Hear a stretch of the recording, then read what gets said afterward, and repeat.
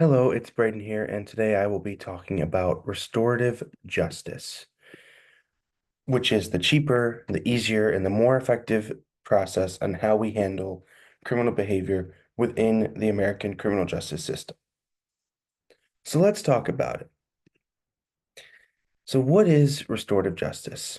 Well, restorative justice is a rehabilitatively focused process on how we handle criminal behavior in the United States. It's focused on finding alternative forms of punishment that don't necessarily include incarceration. It limits the amount of incarceration we see across the board. It reduces the cost of punishment, and it takes a huge burden off of prisons and correctional facilities across the board. It increases access to outpatient and inpatient mental health treatment. It does still require some legislative work to be fully implemented. Um, Finding ways to provide public rehab facilities, and inpatient, outpatient facilities, and also having a standardized way in which the Department of Justice can record data. The government can record data to see how many repeat offenders we're having, whether or not there's an effect on the society, whether it affects society positively or negatively, whether or not we actually see a reduction of costs, whether or not we see a reduction of recidivism. And all these things will be tracked so that the government or the legislatures can continue to monitor restorative justice and can make changes if necessary or not, and find ways to improve restorative justice as it plays itself out. It also focuses on a career-ready rehabilitative effort. So not only providing true, thorough, rigorous treatment while these people may be in prison facilities, but also finding ways to get them to be functioning members of society after they're incarcerated by providing them with career training, career ready treatment to make sure that they can actually be a functioning member of society once they get out of prison. Now, the current system we have is a system that leans much more towards punitive justice. And punitive justice is a punishment focused process, mainly in the form of incarceration or house arrest or some form of imprisonment. It also inadvertently leads to mass incarceration. Right now, the United States has the highest amount of incarceration per capita. We will talk about that later in the presentation, but it inadvertently leads to that. It's also very expensive. Incarcerating people is not cheap, and it costs the taxpayers a lot of money, and we'll talk about just how much in just a moment. It also puts pressure on prisons and correctional staff, as well as putting pressure on mental health facilities across the country. It also doesn't really allow for prisons to offer thorough mental health treatment. It doesn't allow for outpatient treatments, and there is no institutional system to record data on how prisoners are doing, whether or not there's no real data by the DOJ, by the government to record how much recidivism there is or not, whatever the data shows. There really is no public system to do that the public can access. Restorative justice would encourage that. The biggest downfall, I think, though, to punitive justice, other than the cost, it costs a lot, but I think the biggest issue is that it increases the likelihood for recidivism. If you don't know what recidivism is, it's the reoffense of these crimes and ending up back in prison. Because not only does it cost a lot, recidivism doubles the cost because you got one person that goes to prison and then they go back to prison again. The cost of each time doubles. It's not just them being arrested one time and costing however much it costs. Now they're being arrested again. So that's an additional cost. So if we can get recidivism down, you're automatically going to see a drastic decrease in cost. So one of the biggest downfalls of punitive justice is that, frankly, it's inhumane. It's a one-size-fits-all system, as we know about humanity and sociology and society and people, is that not everybody's the same, not everybody thinks the same, not everybody's brought up the same. We all deal with different cultures and trauma. We all interpret right versus wrong different based on how we were brought up. So having a one size fits all system is never going to work. It never works. And the system we have in place is merely a transactional process. It's what I call a docket scrubber. With how much incarceration we have in this country, with how much crime is committed in this country, there are obviously a lot of cases. Punitive justice is set up to look at the major facts of a case, to brush the surface, and make a ruling, which often leads to incarceration. It's quicker, it's easier. Again, a punishment-based system, usually in the form of incarceration. And in the system we have now, the country's reaction to criminal behavior is incarceration. Now, there are some alternative measures that we see in court, especially for lower level crimes, but usually there are still measures to incorporate jail time in those alternative efforts. And what we know about jail time and incarceration is that it negatively affects mental and physical health over time. And then in these prison facilities, we offer a very minimal access to mental health care within the facility. So there's usually a couple counselors within the prison that these prisoners or people who are convicted of crimes and then sent to prison meet with during intake, and then there's a standardized process to see whether or not they cross the threshold of needing constant treatment. And usually that bar is pretty high when it should be lower so that more people can have access to health. I think everybody who is arrested should have access to the equal amount of treatment. And then also it increases the likelihood that people are going to reoffend post-release. There is no measure to reverse any adverse behavior, so the likelihood of having no treatment, no intervention of adverse behavior, by definition, it's inevitable that they're going to do it again once they're free, once they're out of jail. So again, we just see a huge increase in recidivism. Another downfall is that it costs a lot. Incarcerating people is very expensive. The cost of incarceration in America per inmate per day, per case, on average, is $35,663. Now that's average. There are some that are in the 50,000 range or some that are in the 20,000 range, but on average, it costs 35,000 plus dollars per inmate per day per case.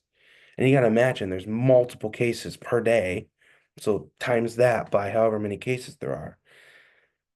On average, they say that America incarcerates about 2.3 million people every single year. So let's do the math there. Multiply $35,663 per inmate times 2.3 million people incarcerated each day. The total cost of that is $82,024,900 per day that this country is spending on putting people in jail. 535 out of every 100,000 residents in America is arrested at least once in their life, sometimes multiple. Now, America has the highest rate of incarceration per capita across the globe. America only houses less than 5% of the world's population, 4.2% to be exact, of the population. Yet we house 20% of the world's prisoners. So how can less than 5% of the population be responsible for 20% of the world's incarceration? To put that in perspective, that's a lot. That's enough to put us well in that category of having the highest rate of incarceration per capita. And I mean, that's not even a competition. Another thing about punitive justice, a bad thing, is that it encourages recidivism. Or inadvertently, sure, but it encourages repeat offense. Mainly because it offers no options for treatment and it offers no effort to encourage the reversal of criminal or adverse behavior. As it stands, there is very little access again to mental health or substance abuse treatment or behavioral therapy in a prison system. And then once they're out of prison, there aren't a ton of public options for rehab, like inpatient rehab. and there aren't a lot of public options for mental health counseling. It's also a hassle to try and get your insurance company to pay for mental health counseling. We also see that in prison, inmates still have plenty of access to drugs with very little treatment. There are black market drugs. People smuggle drugs in all the time. We see that with fentanyl across the nation. It's a huge epidemic in this country. So there's still ways to get drugs in prison. So mix that with having little treatment. The likelihood that somebody is going to take those drugs and continue the behavior of craving and being addicted to drugs is pretty high. Punitive justice also offers a cold turkey option. That's the only option. I mean, say, let's talk about substance abuse convictions specifically, right? Someone's arrested for possession of a controlled substance with the intent to sell. They're craving this drug. They want to make more money so they can buy more drugs. And then they're cut off from that drug altogether. They've been craving these drugs for years and they're cut off, thrown in a cage, given very little treatment on how to deal with those cravings and addictions. Every once in a while, they smuggle in their own drugs. So they're still in this cycle of craving drugs. And then their term is up, they get released from prison. What's the first thing they're going to do? The first thing they're going to do is to go out and get more drugs. And then it's only a matter of time before they get picked up again and arrested again. Costs us $35,000 more for that case. That's what we see. Now let's look at violent crimes, violent offenders, right? People who are convicted of assaults and violent crimes. Prison isn't the most lovey-dovey place. It's a fairly hostile place. And increase to that kind of behavior, increase to violent behavior with, again, very little behavioral health treatment, the likelihood that someone's going to re-offend is significantly high. They're exposed to this violent behavior. It becomes a survival instinct for them to survive in prison.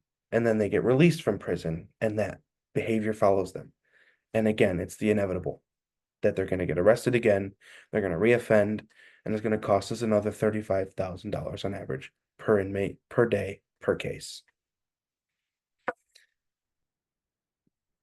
So, what's the future? What's the solution? Obviously, I believe it's restorative justice, but at the very least, restorative justice is much more humane than punitive justice. Mainly for the reason that restorative justice offers opportunities to reverse the adverse behavior altogether, and it allows for much individualized plans for growth and accountability for those convicted of crimes. So that rather than being locked in a cage, convicted people are offered mandated options by a court to treat the root cause of their adverse behavior.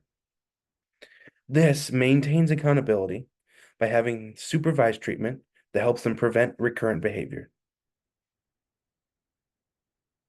In a basically what I would call an all size fits all system.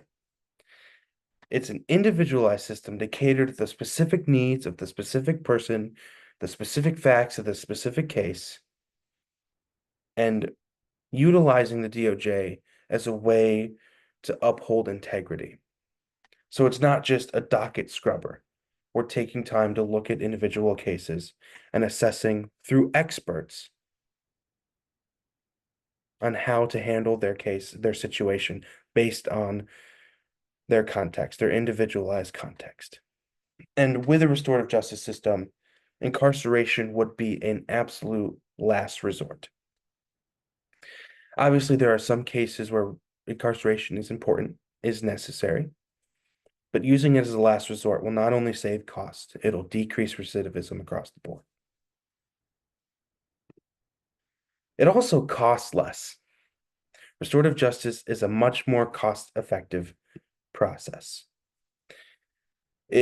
Restorative justice will literally save taxpayers billions of dollars a day. $82 billion plus a day, to be exact. And right now, as it stands, most rehab facilities that are court mandated still fall on the expense of the convicted person. Do I agree with that? Not necessarily. But if we leave the cost to insurance companies and to the convicted person itself, it completely takes away the cost that taxpayers have to pay. Now, obviously, I think that there needs to be some sort of measure to help with the cost of rehab for convicted um, individuals, mainly because a big reason why they're convicted, why they partake in criminal behavior, a lot of it is socioeconomic. A lot of them come from poverty-stricken families or they live in poverty-stricken communities. So a lot of times money is an issue. And if they're mandated to do, you know, rehab through a court, but then they can't pay for it, then they get knocked with another charge for breaking the terms of the court, and then they end up back in jail, and we see the same issue. So there does need to be legislative work to ensure that we can offer public options for rehab facilities, inpatient and outpatient. It's also important to expand the public mental health facilities that we do have, offering incentives for counselors so that we don't see a shortage of mental health staff, providing more funding for these facilities so that they can offer and offer their services to more patients. Now, we would see a tax increase in this in the legislature, but it would be significantly less than paying $82 billion every single day. The government also needs to classify mental health emergencies as medical emergencies. It is much easier for insurance companies to cover medical emergencies than it is to cover mental health emergencies. They need to be within the same category before we can even get any of these things rolling. So obviously there are measures that need to be taken before a restorative justice system could be implemented across the board indefinitely. But there are definitely ways that we can incorporate more restorative justice within the current system we have, even without legislation. But in order for it to be implemented universally, the government needs to do some work still. One of the greatest things about restorative justice is that it promotes growth, rehabilitation, and decreases recidivism. The reason why incarceration costs so much is because of recidivism. Returning, reoffending, convicted people end up back in jail, and it keeps costing us money. It's insanity, literally the definition of insanity, doing the same thing over and over again, expecting a different result. Well, we've reached the point of insanity. It's time to implement some measures to reduce recidivism, to start doing something different so that we don't see the same result. One of the biggest oppositions to restorative justice is accountability. A lot of people don't believe that restorative justice maintains accountability like punitive justice does. But in fact, restorative justice efforts are actually stronger in terms of accountability than punitive approaches. And really, the best way to hold people accountable and to provide closure for victims is to ensure that the behavior of the person that committed the crime doesn't happen again, and to ensure that the convicted person learns from their mistakes so that they won't do it again. Attacking the root cause, reversing adverse behavior altogether. That's the best way to hold people accountable. And restorative justice, it hits all the valid points, right? It has rehabilitation, offering them the American dream, the second chance in life, while also maintaining accountability through probationary and supervising efforts, court mandated therapy, court mandated treatment, making sure that they do go with the risk of breaking a court mandate, which would lead to another charge. That would make sure that they're getting the treatment that they need. And it also offers them an opportunity to prove to us that they can be a valuable member of society. We're not locking them in cages, but now we're keeping them on a short leash. They have the free will to get the treatment. Will they do it? And is it helping? It gives us a way to assess. A side note, punitive justice, it gets the individuals off the street, which is what we all want, right? But the difference between punitive justice and restorative justice, because restorative justice does that too, but punitive justice, all it does is prolong the inevitable. The inevitable is reoffense. So one system does the same thing, gets people off the street, holds people accountable, but it continues to cost us more because people keep doing it. The other system holds people accountable, but it decreases recidivism, and it costs us so much less over time. So, some key takeaways from this. Just remember, restorative justice, it helps promote rehabilitative efforts, reversing the adverse behavior altogether. It costs taxpayers literally billions of dollars less per day, and it helps prevent from reoffense and recidivism altogether, which will in turn bring costs down, down, down, down, down, down, down. Punitive justice is merely punishment based, usually through the measures of incarceration or house arrest. It literally costs taxpayers billions of dollars a day, and it inadvertently encourages recidivism and reoffense, which in turn just keeps the cycle going of costing the American taxpayers billions and billions and billions of dollars, racking up the national debt clock every single year, every single day, every single minute. We'll never see the net debt clock go down, especially if we're spending $82 billion a day to incarcerate people in this country. So it's up to you to make the decision. But I believe that the future of dealing with criminal behavior within the American criminal justice system is to implement restorative justice approaches in every single courtroom, with every single case, with every single convicted person. That is the future of this country, and that's how we're going to decrease costs and uphold accountability across the board.